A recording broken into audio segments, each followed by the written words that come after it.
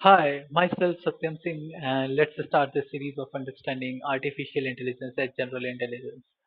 Today's topic is machine learning. So previously, machine used to dump, right?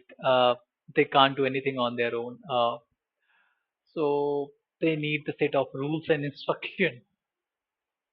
Consider like if you want, if computer have to tell like whether this email is spam or not, he don't know. Like once you tell him, ki, okay, let's suppose if something like when money came into the Gmail, then it is spam and then like that, right? So they require set of rules and instruction, and earlier machines was too dumb to understand all these stuffs. Then machine learning came into picture. So from the machine learning itself, you can understand machine and then learning means it's enable a machine. We can say that as computer too, right? It enables a machine to understand from data.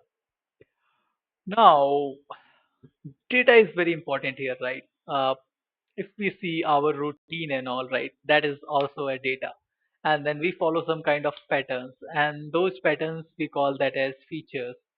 So it's just like you have given the data, the machine learning algorithm or the machine learning has understand the features out of it, and then it will do the prediction, right? Let's suppose you have given all the your evening routines and morning routines. It will extract features out of it, and then it will predict, okay, if you sleep after this, you will wake up after this time, like that. So this is what machine learning is. And if we talk about its type, so there are four major types. The first one is supervised, unsupervised, reinforcement, and then semi reinforcement learning. The first one, supervised. Now, like our whole machine learning rotates around one word, which is data. Now, in the supervised learning, the data which is used, we call that as labeled data. It means it contains the input column and the output column too. So, it's just like we have CGPA, we have hours of study we have done in those 4 years, and then we have our placements too. And we are just trying to find relation on top of it. So, like that, if you want to make something, it comes under supervised. It means our data is labeled, means we have the input column and the output column too. Now, based on that output column, whether it is numerical or it is categorical, categorical you can consider like it is some string, right? So, categorical, numerical. If it is numerical, it is further divided into regression. If it is categorical, then it's classification. Now, here the data is labeled. Now, let's come to unsupervised learning. The in the unsupervised learning, the data is unlabeled, means the output column is unknown. We just have the input column. So what we did, let's suppose I have the IQ and then CGPA, and then we have hours of study we done in fourth year, right? We have the data set of this whole semesters, and then we don't know how the package distribution and all will happen because currently I'm in third year. I also don't know how the package will go. So what unsupervised machine learning will do is that it will divide those data into a particular clusters, and then let's suppose the one who has the highest IQ and then the highest the highest hours of study he has put in on and everything will get the maximum package, and like that this will happen, right? So this is how an unsupervised learning does. And then the reinforcement, which is quite exciting to see, right? So it's just like us exact humans, right? We understand from our own mistakes.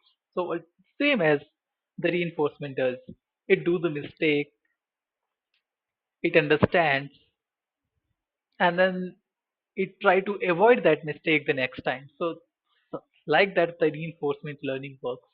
And we have one more core thing in reinforcement that we call that as HLRF, which is human in loop reinforcement learning. Like with the word itself, you can understand human in loop. So it's just like reinforcement learning will be trained on some data, right? So the thing is, reinforcement learning is learning from its mistake. Now, what if the data is wrong itself and the mistake he's understanding is actually good? right?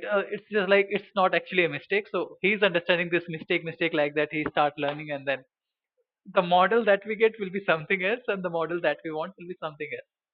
So we usually need some human in order to review. Okay, whether okay. So this thing you predicted wrong. Okay.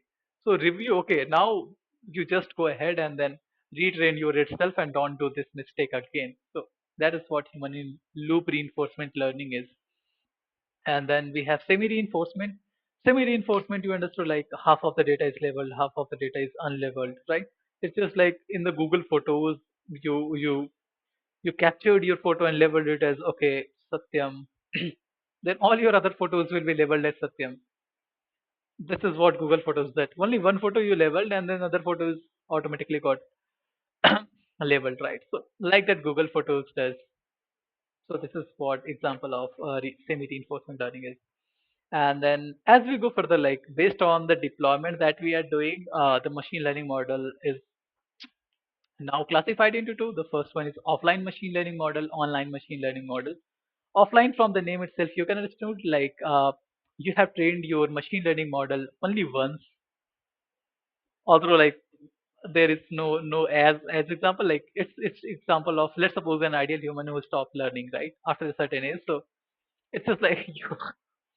Okay, so that is what offline machine learning model is. While in the online machine learning model, the model will retrain itself on the new data set as we do, right? So we change places and then based on that we adopt ourselves.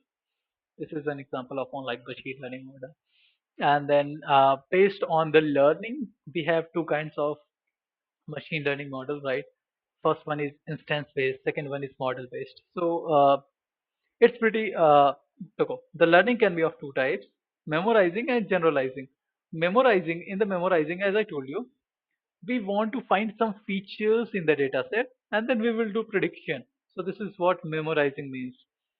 We are understanding the patterns in the data. Okay, the IQ and the IQ and the placement LPA is directly proportional. So it is finding some kind of relation y is equals to 3x plus 2 karke, and then we are directly putting the value. So this is the pattern that we find, that y is equals to 3x plus 2 it is finding, right? Where x is the IQ and then the y is the LPA package that he will get.